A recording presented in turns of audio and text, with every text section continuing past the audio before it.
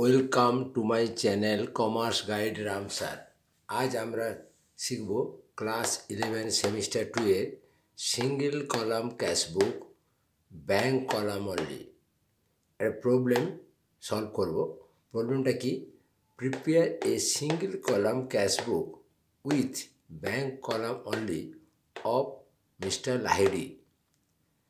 1st January 24, cash at bank ₹500. 2nd January, sold furniture by check ₹10,000. 6th January, purchase goods by check ₹2,000. 10th January, sold goods by check ₹5,000. 14th January, cash deposited into bank ₹1,000. 16th January, cash withdrawn from bank for office use ₹3,000. 20th January, paid rent by check ₹600. 22nd January, paid salary by check ₹1,200. 24th, purchase furniture and paid by check ₹4,000. 26th January, cash withdrawn for personal use from bank ₹800. 28th January, received check from Mr. P ₹600. 30th January, paid check to Mr. T ₹1,600. এই প্রবলেমটা আমরা এবার solve করব। কীভাবে solve করব? আমরা জানি যে সিঙ্গল কলাম ক্যাশবুকের ফরম্যাটটা আমরা আগে বলেছি, আবার বলে দিই। In the books of mister Lahiri single column cashbook ব্র্যাকেটে দিব ব্যাঙ্ক কলাম অনলি। ক্যাশবুকের ফরম্যাটটা কি? Date, particulars, voucher number, ledger folio, amount. Date, particulars, voucher number, ledger folio, amount. আমরা জানি ক্যাশবুককে আমরা জার্নাল অ্যান্ড লেজার বলি, জার্নালাইজ লেজার, কারণ জার্নালে আমরা লেজার ফোলিও থাকে, তাই ক্যাশবুকেও laser folio.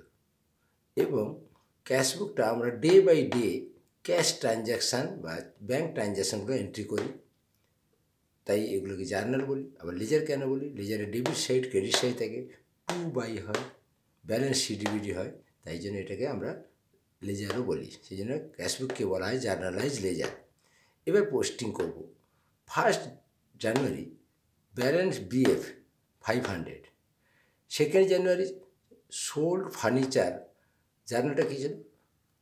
Cash bank account, cheque হয়েছে, চেক ব্যাঙ্ক অ্যাকাউন্ট হবে debit to furniture 10,000. 6th January, purchase goods by cheque by purchase.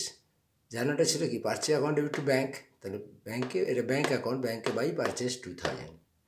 10th January, sold goods for by cheque ₹5,000. তাহলে journal হলো bank account debit to sales account 5,000.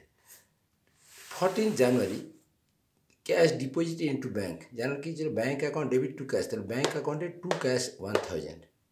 16th January, cash withdrawn from bank for office use. তাহলে journal ছিল cash account debit to bank, তাহলে ব্যাঙ্কে by cash 3,000.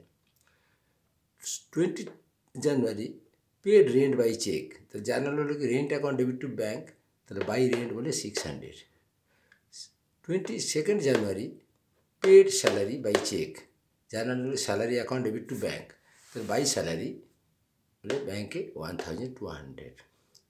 24th January, purchase furniture by cheque. Journal furniture account debit to bank, তাহলে to bank মানে ব্যাঙ্কে by furniture 4,000. 26th January, cash withdrawn for personal use drawings account debit to bank, তাহলে ব্যাঙ্কে by drawings বলে 800. 20th January, cash cheque receive from mister P, তাহলে bank account debit to mister P বলে 600. 30th January, paid two T by cheque, তাহলে টি account debit to bank, তাহলে ব্যাঙ্কে by mister টি 1,600. এইভাবে আমরা ব্যাঙ্ক ট্রানজ্যাকশানগুলো ক্যাশবুকে পোস্টিং করব। এবার ব্যালেন্স। আমরা ব্যাঙ্কে ডেবিট সাইড আর ক্রেডিট সাইড বেশি হতে পারে। আমরা এইখানে দেখতে পাচ্ছি ডেবিটে 500, 10,000, 5,000, 1,600, টোটাল 17,100। ক্রেডিটে ডিফারেন্স বের করো, তো ক্রেডিটের ডিফারেন্স আসছে বাই ব্যালেন্স সিডি 31 জানুয়ারিতে ক্লোজিং ডেটে 3,900। এবার এই ব্যালেন্সটা নেক্সট ডেটে 1 ফেব্রুয়ারি 24 টু ব্যালেন্স বিডি 3,900। এইভাবে আমরা ক্যাশ বুকে ব্যাঙ্ক ট্রানজ্যাকশানগুলো ব্যাঙ্ক কলামে এন্ট্রি করব। আশা করি তোমাদের ভিডিওটি ভালো লেগেছে, সবার কাজে লাগবে। Thank you for all.